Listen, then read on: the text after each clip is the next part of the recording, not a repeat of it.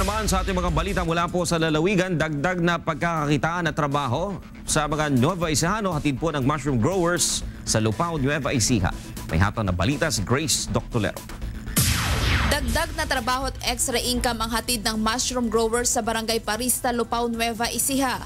Ayon kay Dennis Soyayen, isang trade and industry development specialist, lumalakas ang benta ngayon ng mga kabutet ng mushroom bags hindi lamang sa bayan ng Lupao, kundi maging sa mga karatig bayan at sa ilang probinsya sa Central Luzon. Dati maliit lang talaga siya. Dito, dalawa lang sila na grower na nabigyan.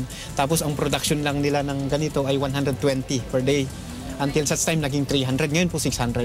20 families na to 25 families na nakikinabang dito sa kooperatiba. Actually, may bumibisita sa amin dito hanggang Bisaya, may pumupunta sa amin rito, Bataan, Sambales, buong Pilipinas na ang yung dito. Ang mushroom o kabote ang otop o one-town-one product ng bayan ng Lupao na isinusulong ng Department of Trade and Industry at ng lokal na pamahalaan. Nakakapag-ani ang isang mushroom grower ng 15 to 40 kilos kada araw na naibibenta naman nila sa halagang 130 to 140 pesos kada kilo.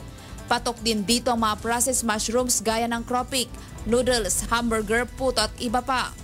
Ang malakas na bentahan ng kabote sa lugar ay malaking bentahe para sa mga residente. Gaya na lamang ni Mang Manuel na kumikita ng 8,000 hanggang 9,000 piso kada buwan sa paggawa lamang ng mushroom bags. Natatanggap ko po 4,800, 4,500 pero iba pa ho yung nababalik ko. Kaya ibig sabihin, kaya ko kung kitain yung 5,000 talaga. Kaya lang, pinaka minimum 40,500. Kinsinas po. Noon parang hindi pinapansin itong kabuting ito, pero ngayon nung nakalat ang itsura nitong kabuting ito dahil plurutos nga, yun, marami nang nag-o-order ngayon. At saka isa pa, nakikita na sa mga mall itong ganitong klaseng kabute. Dahil sa kabutihan ng kabute dito sa Lupao, Nueva Ecija, si Aling Glo, haharanahan tayo. Kabuti sa umaga, kabuti sa tuwi-tuwi na, halina't kumain, na ihandang naluto na, ito ay utop ng Nueva Ecija, bayan ng Lupao, Barangay Parista.